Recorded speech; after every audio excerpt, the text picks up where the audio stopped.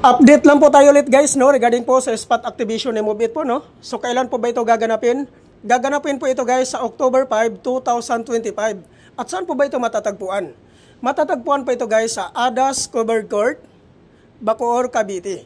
Yan po yung pinaka-pin location po ng ating spot activation po guys, no. Take note lang po guys, para lang po ito sa mga professional driver's license holders. Kaya po kung ikaw po ay isang professional driver's license, sumali na po kayo sa programa na ito. Ano po ba ang mga requirements na kailangan po nating i-prepare before po tayo pumunta sa spot activation na ito?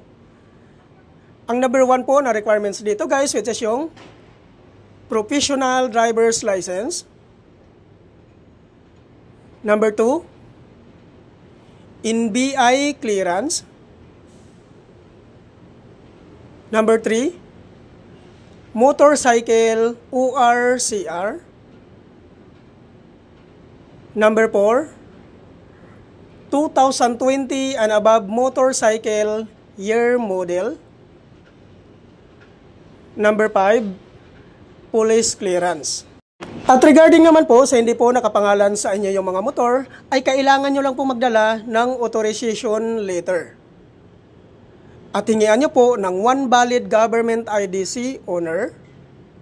Ipotocopy nyo po at papirmahin nyo po ng 3 beses. At tungkol naman po doon sa mga sikanhan po na pagkabili ng kanilang mga motor, ay kailangan nyo lang pong magdala ng deed of sale. Kailangan po guys, nakanotarize po yun. Yan po lahat ang mga requirements na kailangan po natin i-prepare before po tayo pumunta sa spot activation na ito. At ang kagandahan po dito guys, pag once ma-activate ka po dito, ay maabil mo po ang mga previous po na binibigay po dito ni MoveIt. Ano po ba ang previous na binibigay po dito ni MoveIt? Ang number 1 po dito guys, which is yung pre-helmet. Number 2, pre-tow jersey. Number 3, pre-raincoat.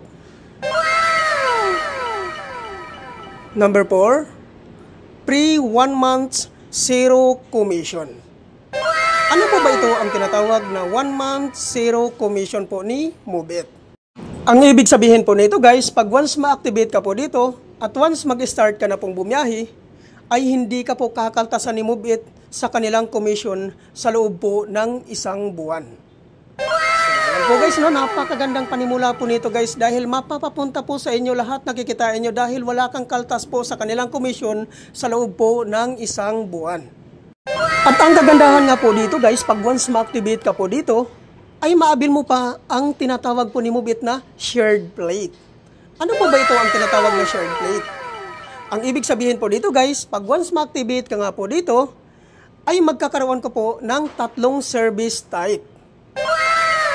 Ano po ba ito ang 3 service type?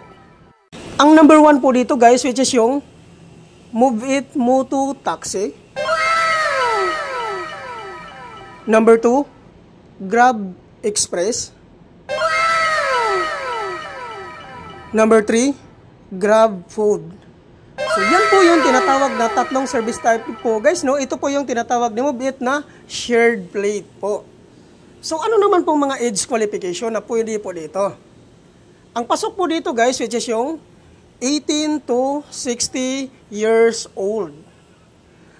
Ang 56 to 60 years old guys, ay kailangan nyo na pong magdala ng medical certificate. Kailangan po guys, fit to work.